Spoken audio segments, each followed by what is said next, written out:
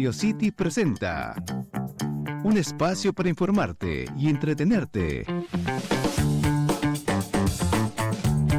En cabina con Andrea Rendón. Con el auspicio de Banco Guayaquil, primero tú.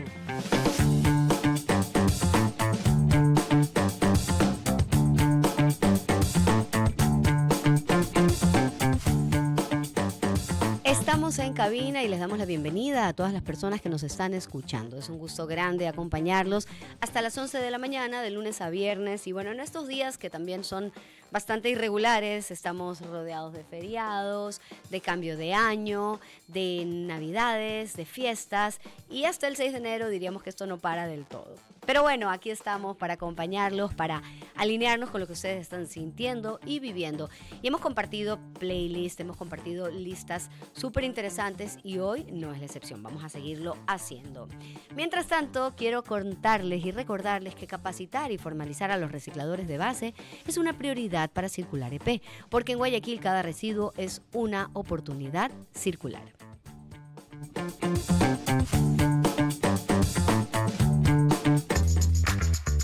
Hoy les cuento, con el auspicio de Banco Guayaquil, primero tú.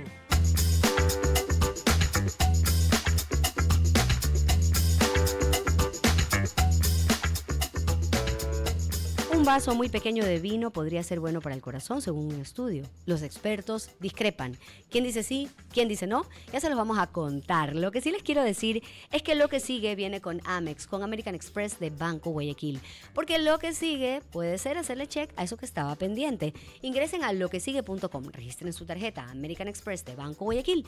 Por cada $100 de consumo acumulables, van a poder tener la oportunidad de llevarse $50,000 y hacerle check a lo que sigue con American Express de Banco Guayaquil. Y ahora sí tengo la respuesta de este estudio. Durante un tiempo me acuerdo que se dijo así como que era la panacea. El vino tinto hacía que las arterias estén saludables, resveratrol, antioxidantes. Hay nuevos estudios, luego se dijo que no era suficiente, que tenemos que beber demasiado para recibir los beneficios.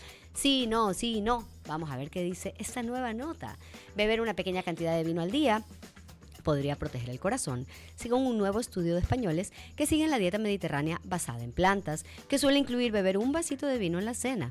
En un grupo de personas mayores a 60 años con riesgo de cardiopatía, beber entre medio y un vaso de vino al día redujo el 50% el riesgo de sufrir un episodio cardiovascular como un infarto del miocardio, en comparación, o un ictus, que puede ser estos derrames cerebrales tremendos, en comparación con personas que no bebían vino, 50%. Eso es un estudio español. Y sin embargo, este efecto protector desapareció en las personas que bebían más de un vaso al día. Miren ustedes qué curioso.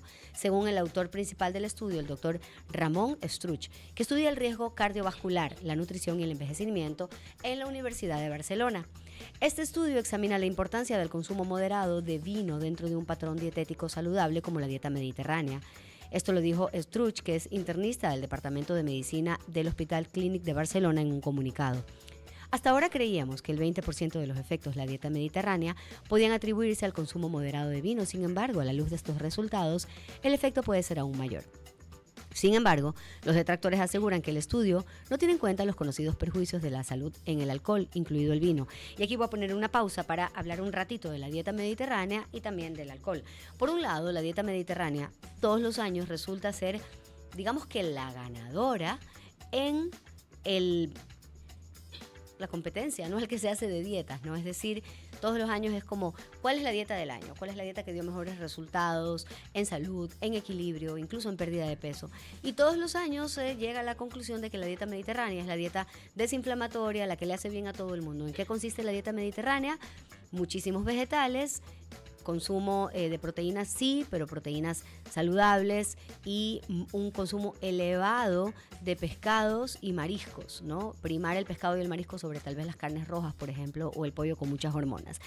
A esto sumado una gran cantidad de aceite de oliva, no uso de otros aceites, frutos secos también, y vegetales y frutas, como decíamos, y la copita de vino normalmente acompaña. ¿Quiénes consumen la dieta mediterránea? Sobre todo europeos, como italianos, franceses, españoles también. Y más que otra cosa, está comprobado que ahí hay spots azules y que ahí hay personas con longevidad y salud y que es una dieta sumamente desinflamatoria. Parte de esta dieta sí es la copita de vino. Interesante este estudio que dice que es una copa. Si ya pasamos de una copa, ya pasamos a dos, ya nos estamos saliendo. Y ellos eso es lo que hacen, todos los días es una copa. Pero hay, como les decía, los detractores. Y ahora sí vamos con los detractores. Dice, aunque el estudio sugiere que un consumo de vino de bajo moderado puede reducir el riesgo de episodio cardiovascular, no está del todo claro que haya que abrir una botella de vino tinto. Esto dijo Tracy Parker, dietista en jefe de la Fundación Británica del Corazón, que no participó en el estudio. Está bien documentado que el consumo excesivo de alcohol es perjudicial para la salud del corazón. Beber demasiado alcohol aumenta el riesgo de padecer afecciones cardíacas y cardiovasculares como hipertensión y demencia vascular, así como problemas hepáticos y ciertos tipos de cáncer. Además, según los expertos, muchas personas no miden con precisión la cantidad de vino que se sirven. Lo que debería ser una pequeña copa de 4 onzas de vino puede convertirse fácilmente en una copa de 6 o incluso de 9. La gente suele decir que el vino es bueno para el corazón, pero también sabemos que demasiado vino no es bueno para el corazón, dijo Paul Leeson, catedrático de Medicina Cardiovascular de la Universidad de Oxford, que tampoco participó en este estudio. Conclusiones cuestionables. La investigación publicada hoy en la revista European Heart Journal forma parte de un estudio español en curso que investiga el impacto de una dieta mediterránea en personas con riesgo de padecer enfermedades cardíacas. Los 1.232 participantes en el estudio tenían diabetes de tipo 2 o factores de riesgo como fumar tabaco, colesterol o tensión arterial elevado, sobrepeso u obesidad. Al inicio del estudio se preguntó a los participantes sobre su alimentación y bebidas habituales y se les pidió que proporcionaran una muestra de orina para medir el ácido tartárico. Y bueno, básicamente la conclusión a la que se llegó es esta. Una copa diaria reducía el 50% de riesgo en estas enfermedades vasculares. Los detractores, y si quiero llegar al resumen de esta nota por mi parte, están hablando del riesgo de tomar más de una copa o servirse una copa demasiado grande. La conclusión creo que sería que una copa está bien y no pasarnos de esa copa. Con esto habrá quienes estén de acuerdo o no estén de acuerdo, no lo sabemos claramente, pero lo que sí les puedo decir es que en la moderación siempre está la respuesta y yo creo que esto es cada vez más evidente. Mientras haya moderación, creo que podemos estar hablando de una respuesta positiva en cualquier cosa que hagamos en nuestro día a día. Vamos a escuchar algo de música y este es el formidable Charly García con este tema que se llama Los Dinosaurios, una canción dedicada a no solo las cabezas, sino a todos los integrantes de la Junta Militar que eran responsables de la dictadura militar en Argentina, en Buenos Aires, de donde estaba Charly, pero en Argentina en general, donde la gente tenía mucho que decir, pero no podía decir demasiado. Charly García hablaba a través de su música y de alguna u otra forma logró dar estos mensajes. Escuchamos al gran Charly García. Aquí está Los Dinosaurios.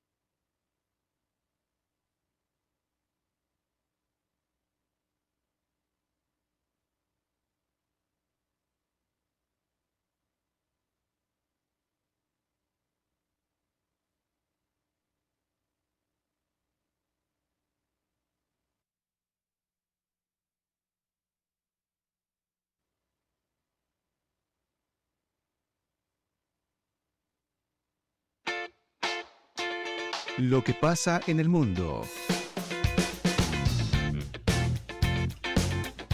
Lo que pasa en el mundo, hay siempre el debate del cambio de género, y digo siempre porque obviamente no es una decisión fácil de tomar, muchas culturas no están abiertas a esto, muchas familias obviamente no están preparadas, por no decir que ninguna, ¿no? Y es un tema bastante delicado y complicado. Cuando hablamos de historias personales, historias de uno a uno, logramos entender un poquito más este tema. Y yo les voy a hablar de Luana, la adolescente argentina que a los 6 años se convirtió en una de las personas más jóvenes del mundo en cambiar legalmente de género. Esta nota viene de bbcmundo.com y es parte de Witness History. Yo, nena, yo, princesa, balbuceó a los 2 años Luana, que en aquel momento se llamaba Manuel, cuando su mamá le preguntó qué hacía jugando con vestidos de nena. Hubo situaciones extremadamente violentas en el jardín de infantes en esos 2 años, dice a la BBC Gabriela Mancilla, la madre de Luana, quien desde el año 2009 acompaña en el proceso de afirmación de género de su hija. El momento donde todo comenzó a cambiar fue cuando ella no solo me dijo que era una niña, sino que había elegido su propio nombre, Luana. Recuerda a la madre, quien con el paso de los años fundó la Asociación Civil Infancias Libres. Unos años más tarde, en el 2013, Luana consiguió cambiar su nombre en su identificación personal, llamado en Argentina Documento Nacional de Identidad, es decir, el DNI, así también se le llama en Perú, por ejemplo. Necesario para votar, casarse, conseguir trabajo y para ser atendido por un médico, es decir, el equivalente a la cédula de identidad en Ecuador. El hecho de haber conseguido su cambio de género con solo 6 años de edad la convirtió en una de las primeras niñas transgénero del mundo en tener una cédula oficial acorde a su identidad de género sin necesidad de que el trámite pasara por la justicia. Además de la sanción a la ley de identidad en el género en el año 2012 en Argentina, una medida pionera en el mundo impulsada por el movimiento feminista del país, ha sido clave el papel de Gabriela, una madre que luchó por el reconocimiento legal de la identidad de transgénero de su hija y la acompañó en el proceso. Tenía mucho miedo, el mismo miedo que tengo hoy cuando mi hija sale a la calle, pero alguien tenía que hacerlo, dice Gabriela. Esta es la historia de Luana. Mi nombre es Luana. Bueno, María Gabriela Mancilla dio a luz a 2 hijos gemelos de sexo masculino en el año 2007. Pero al poco tiempo uno de ellos comenzó a identificarse como niña. Mis recuerdos no son tan agradables ni alegres, porque Luana sufrió mucho. No entendíamos lo que le pasaba cuando era pequeña. Los recuerdos que tengo son de su llanto incesante de no poder dormir, de sus autolesiones, hasta que pudo ponerlo en palabras. Recién cuando Luana pudo decírselo, con solo 2 años, empezó a mejorar la situación para la pequeña. Gabriela se recrimina el hecho de no haber podido escuchar antes el mensaje que transmitía su hija, pero casi imposible, muy difícil escuchar este mensaje antes de los 2 años. Además, completamente incierto e inesperado. No podía creer lo que estaba diciendo en ese momento, recuerda la madre de Luana, sobre la etapa difícil de la familia en la que la niña empezó a identificarse como mujer. Fue ahí que empezó un recorrido largo que implicó la revisión de los médicos, psiquiatras, psicólogos, neurólogos, en un intento de reafirmar su masculinidad, consultas que empezaron a ser parte de su vida. Fue entonces cuando la niña finalmente dijo: mi nombre es Luana. Desde ese momento, hace más de 15 años, Gabriela buscó la manera de acompañar el recorrido de su hija como una niña trans, es decir, una niña cuya identidad de género no coincidía con el sexo al nacer. Creo que lo que nos salvó fue simplemente escuchar a Luana y abrazarla. El amor que siento por mi hija fue lo único que salvó esta historia, porque dejé de escuchar a todos y comencé a escucharla a ella, dice su mamá, Gabriela. A medida que Luana crecía, Gabriela notaba las dificultades que enfrentaba su hija en el proceso. Por ejemplo, el día que vio a Luana vestida de bailarina con tutú, pero en el colegio la obligaron a actuar como un mono de una obra de teatro porque los niños hacían de mono y las niñas de bailarina. Esta nota, por cierto, la pueden encontrar en bbcmundo.com. ¿Qué dice Gabriela? Ella me dijo: mamá, yo soy bailarina porque soy nena, pero en el colegio todavía la veían como un niño. Cuando llegó a casa, Luana se quitó el disfraz de mono y se vistió de bailarina. Nunca la había visto tan feliz, dice ella. También Gabriela recuerda cuando Luana tuvo que enfrentar la situación de que en clínicas u hospitales no quisieran atenderla porque en el documento de identidad decía que era varón y Luana ya tenía todos los rasgos estereotípicos de femenino. Llevaba faldas rosas, le crecía el pelo, llevaba moños para el pelo. Lo que necesitaba como madre era que Luana tuviera un DNI, que pudiera ser atendida como niña y que no muriera sin oxígeno en urgencias cuando tuviera ataques de asma, dice, hasta que finalmente el cambio de género quedó plasmado en los papeles. Y ahí vino el gran desafío de los documentos. A mediados del 2015, la explosión del movimiento feminista demostró que era la presencia de las mujeres en la calle con la primera marcha Ni Una Menos. 3 años antes, el Senado había anunciado la aprobación de una nueva ley y para mí fue un alivio, dice la mamá. Lo que necesitaba en ese momento no era la identidad de Luana que estuviera reflejada en el DNI para aceptar que tenía una hija trans, sino poder llevarla al médico, dice Gabriela. Yo nena, yo princesa es el nombre del libro de la madre que se convirtió en el año 2021 en película. Pero la situación no fue simple para Luana. Cuando se aprobó la ley, Gabriela decidió solicitar un nuevo documento, pero el trámite fracasó y esto tomó bastante tiempo. Más que una batalla para conseguir la identidad de Luana, dimos una batalla cultural, estamos dando una batalla cultural por los derechos de las infancias trans. Desde que se introdujo la ley de identidad de género en Argentina, más de 16.000 personas cambiaron de género gracias a la legislación, incluidos 1.500 menores. Ese era el deseo de Luana, lo único que hice fue acompañarla. Es una lucha que ganó mi hija. Y aquí hay mucho para la reflexión. Hace poco estábamos teniendo una entrevista donde la psicóloga humanista que estuvo acá con nosotros, estaba dándonos un valor que ella consideraba que era básico y era el valor de la empatía. Muchas personas tienen resistencia hacia el tema trans, tienen resistencia a los derechos trans, resistencia a la transición, valga la redundancia, y a considerar que a niños se les permita hacer esta transición tan temprano. Muchas personas sienten que la humanidad o que la sociedad o las familias se pueden ver amenazadas y que estos discursos podrían abrir un espacio para confusión en los niños o abrir un espacio para que un niño una mañana se despierte y decida que quiere ser niño siendo niña o niña siendo niño. Lo que tenemos que entender con empatía y también con objetividad y leyendo, escuchando, investigando, es que realmente cuando hablamos de estos niños son excepciones de excepciones, donde ellos simplemente sienten que respiran y son de ese otro género. Yo lo veo muy difícil si nosotros obviamente le damos la orientación y el contexto a nuestros hijos, que un niño porque se le ocurrió hoy quiera ser de otro sexo y tengamos que cambiarle la cédula. No va por ahí el asunto. Yo creo que estos son, y de lo que he podido ver en documentales, escuchar a madres en entrevistas y demás, son casos extremos y específicos donde el niño de verdad se siente completamente desubicado con el género de asignación al nacer. Y son excepciones. Es un tema delicado. ¿Por qué se vuelve delicado? Señores, seamos realistas, por el miedo. La mayoría de las personas tienen miedo de hablar de esto, tienen miedo de tener que pasar por esto, pero las madres que pasan por niños que de verdad viven esto desde el fondo, lo que tienen miedo es de perder a sus hijos, porque en el proceso ellos no se identifican con lo que se les dice que son o con lo que son biológicamente, y la situación puede ser psicológica y psiquiátricamente muy, muy complicada.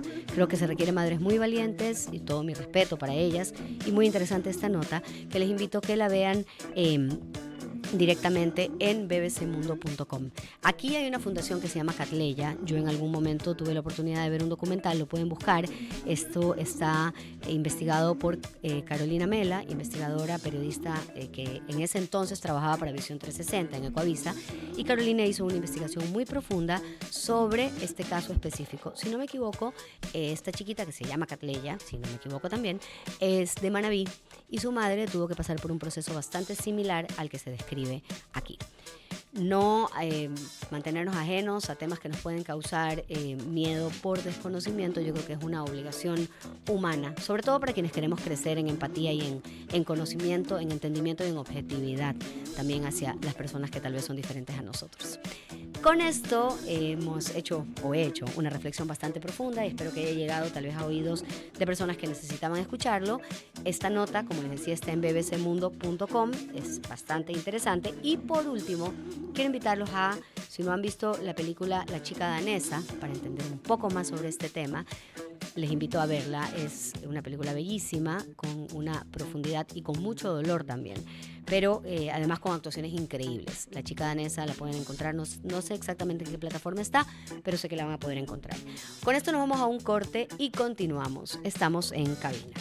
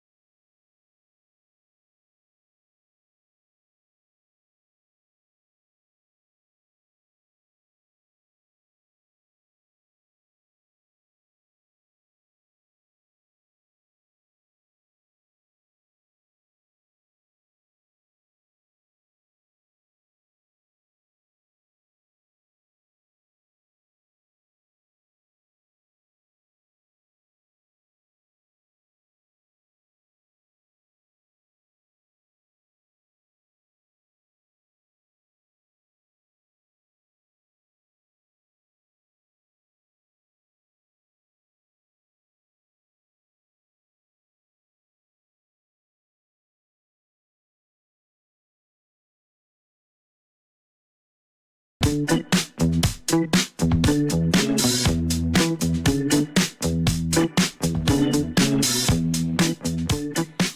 que nos hace bien, canciones que queremos escuchar esta mañana, me encanta. Para mí, este tema representó mucho de mi año 2023, pero lo extendí hasta el 2024.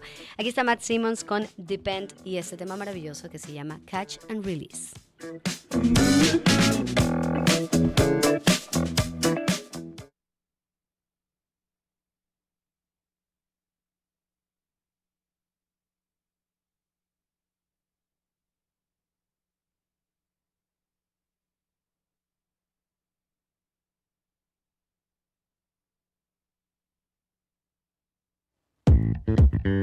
Especialista en cabina.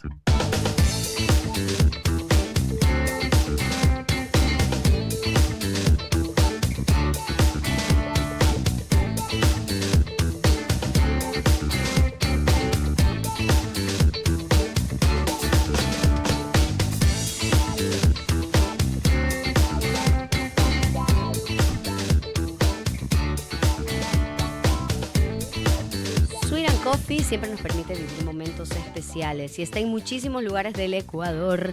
Y no solamente eso, sino que puede estar exactamente donde ustedes se encuentran, en su casa o en su oficina, o tal vez al paso. Porque con la app de Sweet & Coffee ustedes tienen dos opciones para ordenar. Por un lado, lo pueden hacer que le entreguen a domicilio donde ustedes se encuentren y por otro lado, recoger en el local. Con esto, geográficamente les va a decir cuáles son los locales que podrían estar en su ruta de recorrido. Ustedes hacen su pedido de Sweet & Coffee y solo pasan recogiéndolo. No tienen que hacer fila, no tienen que demorarse, nada de eso. Otra de las maravillas de Sweet & Coffee, donde siempre vamos a vivir momentos especiales.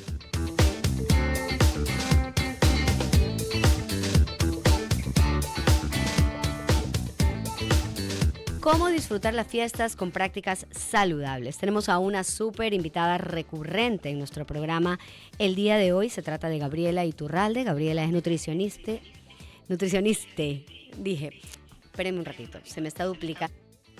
Y vamos a hacer una pausa. Perfecto, ahora sí. Estaba abriendo acá nuestra pantallita para ver a Gaby y ahora sí tenemos obviamente esta presentación. Gaby no es nutricionista clínica en Millennium. Tiene 22 años de experiencia como licenciada en nutrición en consulta privada. Gaby es tecnóloga en cocina internacional, graduada de la Escuela de los Chefs, con capacitación y charlas en diferentes empresas.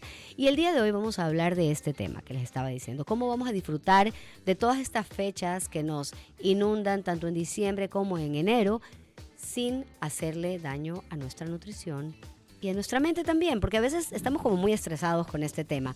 Bueno, para hablar sobre nutrición tenemos a Gaby Iturralde con nosotros. Gaby, bienvenida, ¿cómo estás? Muy bien, Andrea, feliz de estar contigo nuevamente.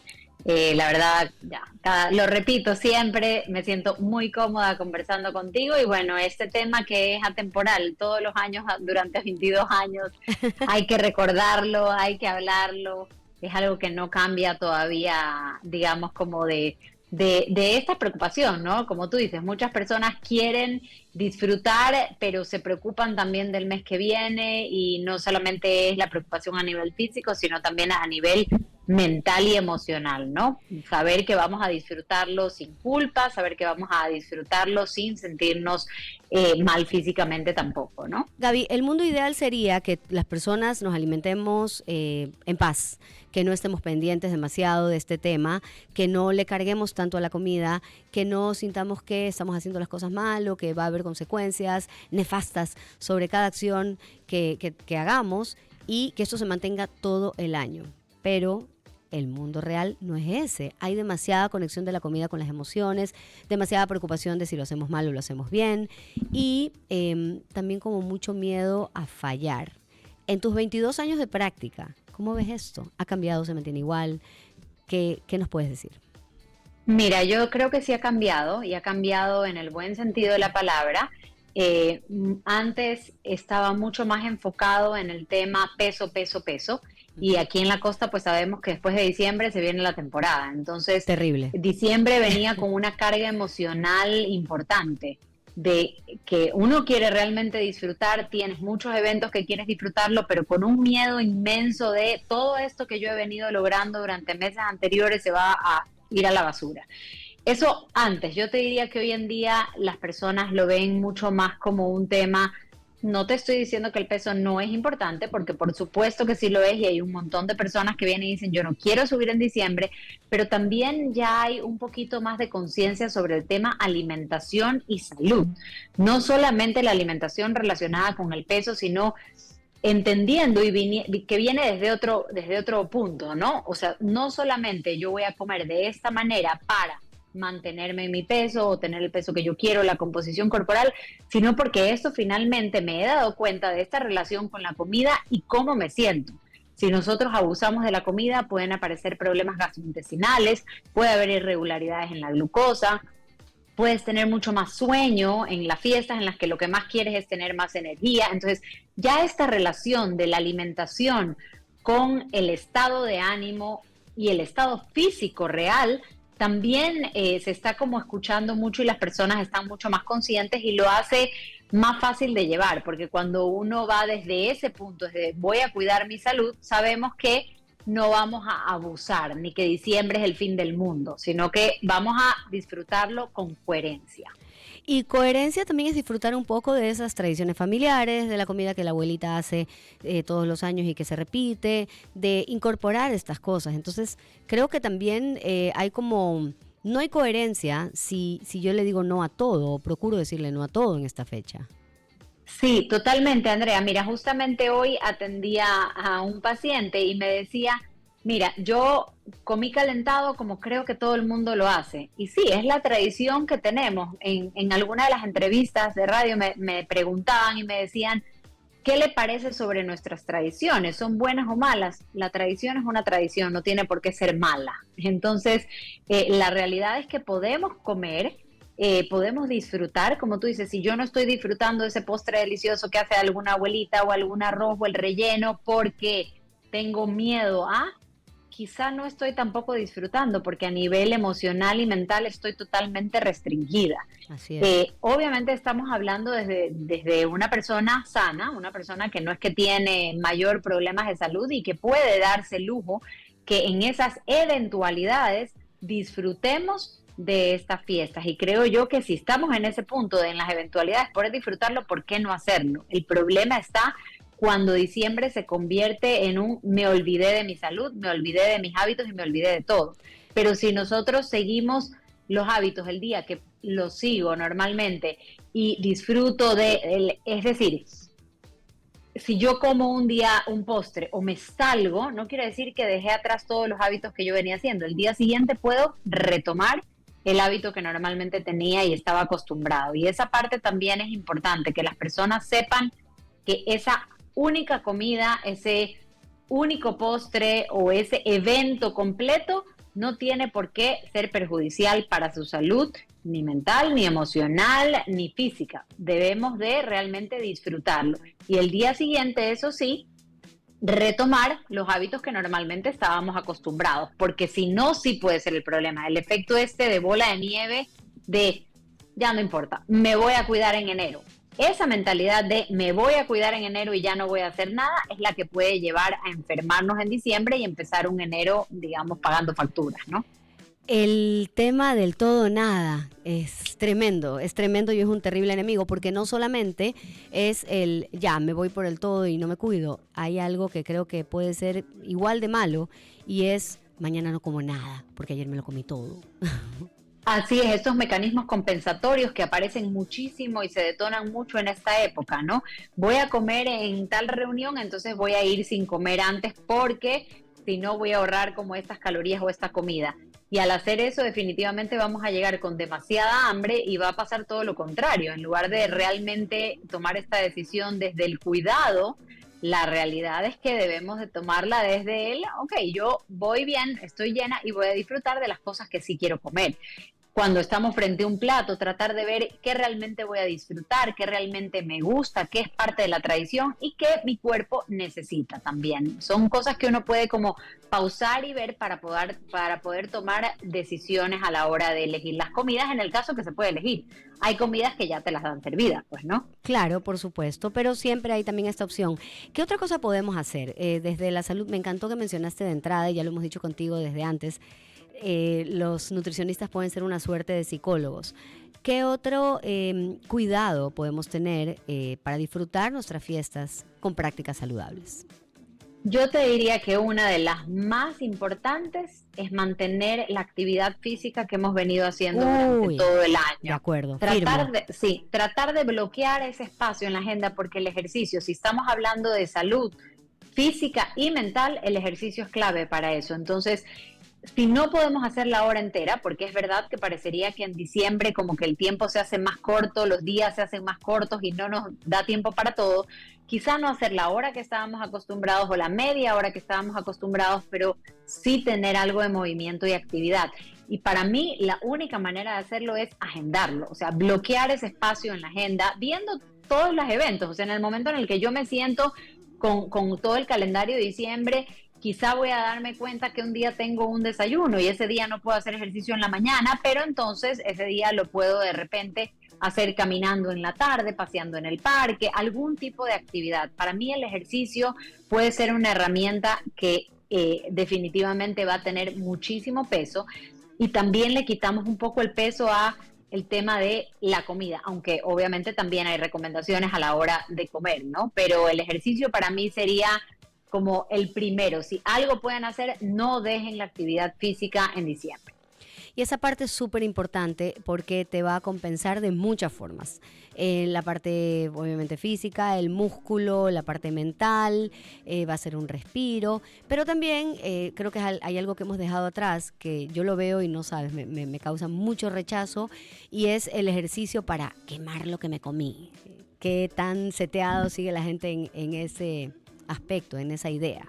Hay todavía que corregir bastante sobre ese vocabulario. Yo siempre digo, no digamos de esa manera, tratemos de ver cómo tengo energía para hacer cierto tipo de actividad. El quemar lo que me comí realmente no es una mentalidad que nos lleva hacia una emoción buena, porque estamos viendo como algo que yo hice mal, desde la culpa. Más bien tenemos que verlo desde la abundancia y lo que hay.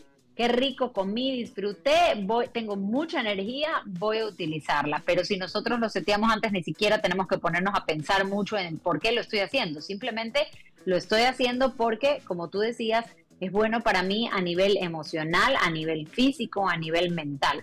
El ejercicio cambia de estado de ánimo inmediatamente. O sea, inmediatamente. No es como... Ahí sí, es verdad que para ver el músculo no lo vemos de manera inmediata, pero el estado de ánimo sí lo cambia de manera inmediata. Y sabemos que diciembre suele ser un mes complejo. Por más de que mucha gente está feliz, también hay más tráfico, hay más caos, hay más reuniones, más estrés. Uno no logra cumplir con todas las cosas que quiere y podría también pues ser una desventaja. Entonces el ejercicio nuevamente como que nos pone en tierra. Así que para mí sería... Si alguien dice solo uno, yo diría el ejercicio. Y si vamos con tema de alimentación, yo diría que es una combinación de dos cosas, ¿no? Primero que nada, tratar de no dejar los vegetales y aprovechar que en esta época y en estas fechas también hay ensaladas, ¿no? Pensar obviamente qué tipo de ensalada, porque a veces las ensaladas en esta época sí es verdad que hay la ensalada de papa, no quiere decir que no se la coman, disfrútenlas, pero no se olviden de tener también la fibra en el plato. Las fibras las podemos conseguir a través de los frutos secos, de las semillas, de ciertas frutas, que también son parte de la tradición, los frutos secos, y por supuesto pues de los vegetales. Entonces mi recomendación sería de ley consumir mínimo 2 veces al día vegetales, que puede ser en el almuerzo y en la cena, que esa sea como parte de un hábito. Yo voy a comer lo que me gusta, lo que está en mi tradición, pero no voy a dejar de comer la fibra y los vegetales, porque también la fibra va a llenar, va a producir saciedad, y eso va a evitar o va a permitir que nosotros tomemos mejores decisiones después. Y por otro lado, el tema de la proteína, tratar de que cada comida principal que nosotros tenemos, desayuno, almuerzo y cena, incluyamos algo de proteína. Y diría que una de las más determinantes es que la proteína esté dentro del desayuno, porque también, nuevamente, como iniciamos el día, muchas veces cuando comemos solo carbohidratos en el desayuno, el resto del día estamos totalmente desatados porque nos da más hambre. Entonces la proteína puede ayudar mucho al control del apetito el resto del día. Y el control del apetito obviamente tiene que ver con estar tranquilo y tener energía, porque obvio que también a veces queremos como entregarnos al hambre. ¿Qué hay, Gaby, del ayuno? ¿Funciona en estas fechas? ¿No funciona en estas fechas? Yo te diría que sí funciona, pero no para todo el mundo, porque la persona que no es, si la persona ha venido haciendo ayuno, puede ser una práctica que pueden continuar. Sin embargo, no me parecería que puede ser una buena idea comenzarlo en diciembre. ¿Por qué? Porque a muchas personas les puede detonar justamente como es, me está sirviendo, dejo de comer y volvemos a esta mentalidad. Entonces, ¿qué es lo típico, no? Tratar de comer, el ayuno sirve cuando uno come, cuando realmente tiene hambre y no por comer, que es más bien, más allá del ayuno, yo diría que en estas fechas escuchar mucho al cuerpo, las señales que pueda dar el cuerpo.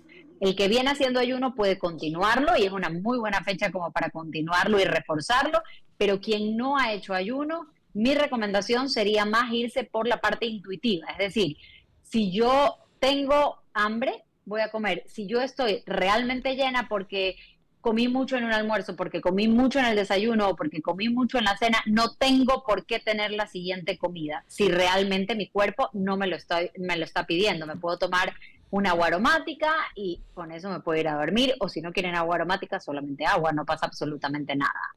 El tema del ayuno, mira, es buenísimo lo que dices. Si ya lo tenías incorporado desde antes, es una muy buena compañía en estas fechas, pero no hay que ponerse a inventar. Hay personas a las que el ayuno les da gastritis y demás, pero también es como por la técnica, ¿no? O sea, creo que lo mejor que se puede hacer con el ayuno es cenar temprano. Esa viene siendo como la mejor manera de incorporarlo, pero ponerse a inventar en estas fechas, como dicen, sí es un poquito complicado.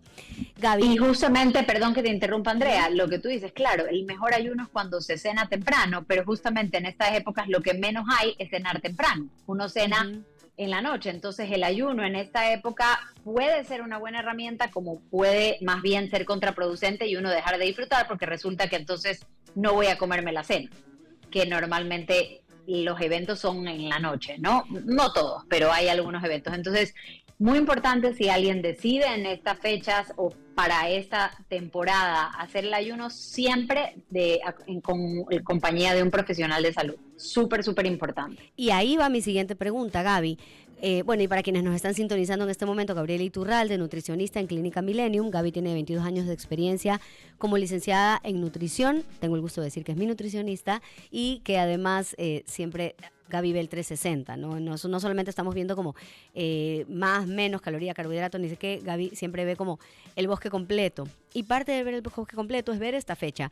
Pero hay algo que permite ver el bosque completo y son los exámenes para saber cómo está nuestra salud. Hace poco Gaby ponía una publicación donde decía, recomiendo estos exámenes, y yo el día siguiente ya me los estaba haciendo, super nerd. Lo que no ha hecho la nerd en mí es seguir las recomendaciones que después me mandó Gaby, ya tengo que aplicarlas. Pero quería preguntarte eso, antes de ir a tu consulta, ¿qué exámenes hay que hacerse y dónde deben hacerse? ¿O dónde los podemos hacer?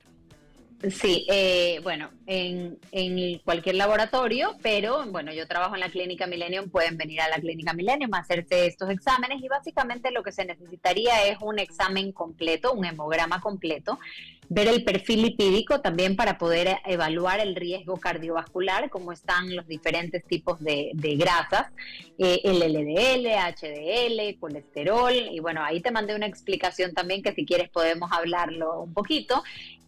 También sobre el tema de la glucosa, ver cómo está respondiendo a nivel de páncreas, cómo estamos respondiendo ante los carbohidratos, entonces se puede hacer de insulinoresistencia y también de la glucosa, enzimas hepáticas para poder evaluar el hígado y la tiroides, metabolismo, y el PCR, que es un nivel de inflamación generalizada, que también es como un pequeño tamizaje o screening como para ver si hay inflamación generalizada puede ser de algún órgano o puede ser simplemente por la inflamación de malos hábitos, de exceso de grasa, grasa visceral, etcétera.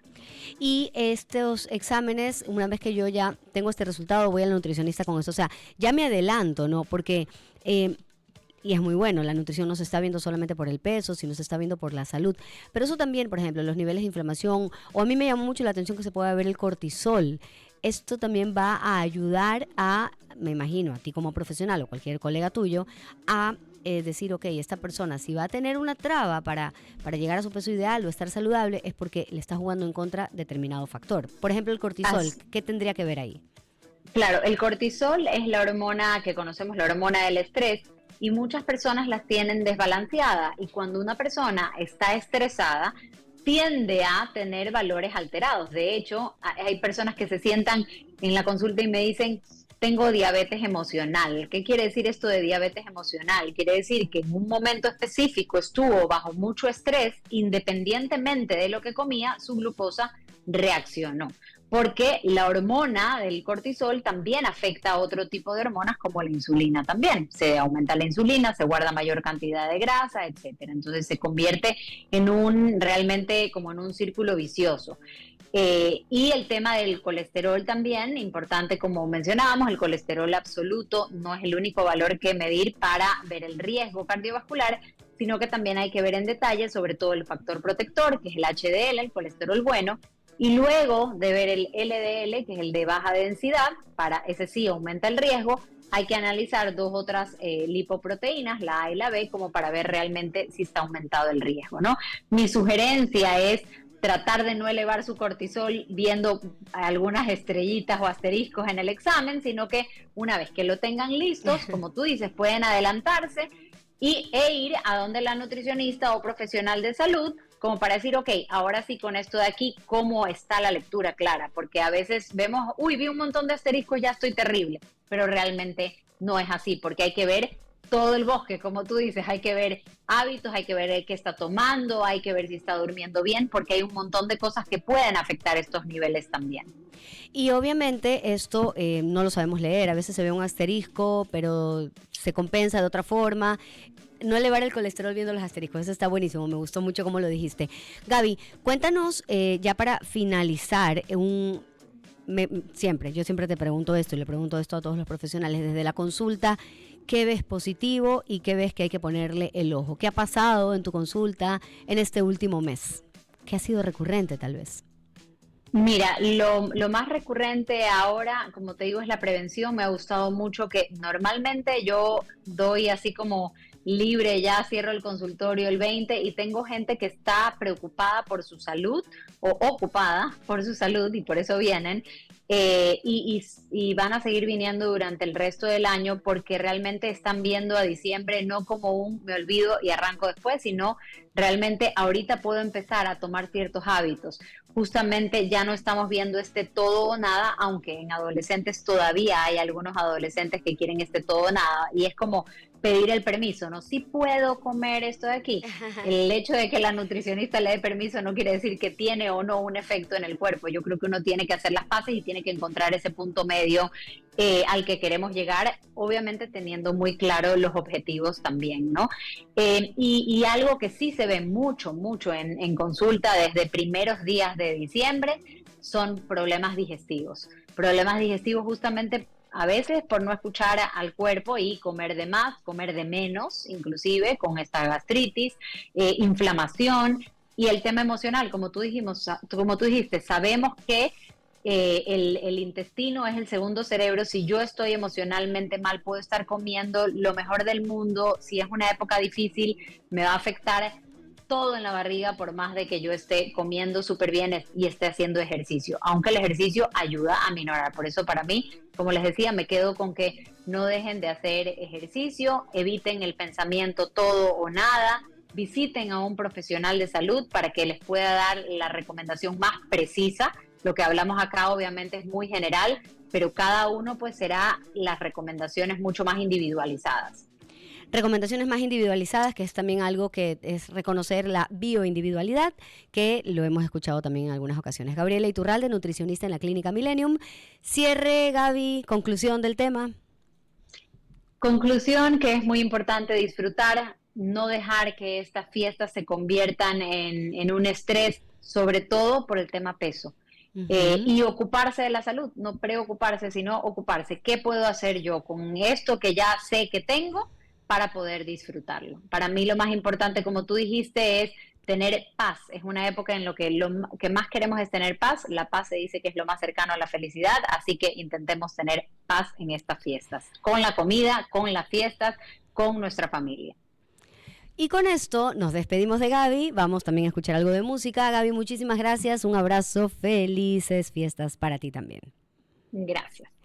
Y escuchamos en este momento, bueno, aquí estábamos con nuestro super playlist. Les recomiendo que sigan nuestro playlist, por cierto, de En Cabina FM. Vamos a escuchar, quiero contarles cuál fue mi canción más escuchada del año 2024 y fue Carmesí de Vicente García. Eso me lo dijo Spotify, yo me quedé absolutamente impresionada, no pensé que la había escuchado tanto, pero sí que es un tema súper, súper lindo, así que quiero que la escuchen. Y también tenemos recomendaciones, o más que recomendaciones, buenas noticias, porque Circular EP es parte de los guayaquileños, está aquí en Guayaquil. Y capacitar y formalizar a los recicladores de base es una prioridad para Circular EP, porque en Guayaquil cada residuo es una oportunidad circular. Vicente García está con este tema, Carmesí, y con eso continuamos, estamos en cabina.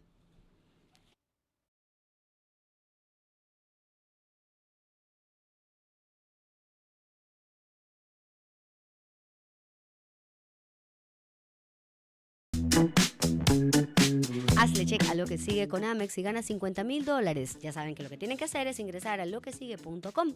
Ahí registran su tarjeta de American Express de Banco Guayaquil y por cada $100 acumulables tienen una oportunidad de ganarse $50,000 para hacerle check a Lo que Sigue. Les agradecemos por habernos acompañado el día de hoy. Soy Andrea Rendón. Estamos en cabina con ustedes de lunes a viernes, salvo que los feriados digan lo contrario, a las 10 de la mañana. Muchísimas gracias.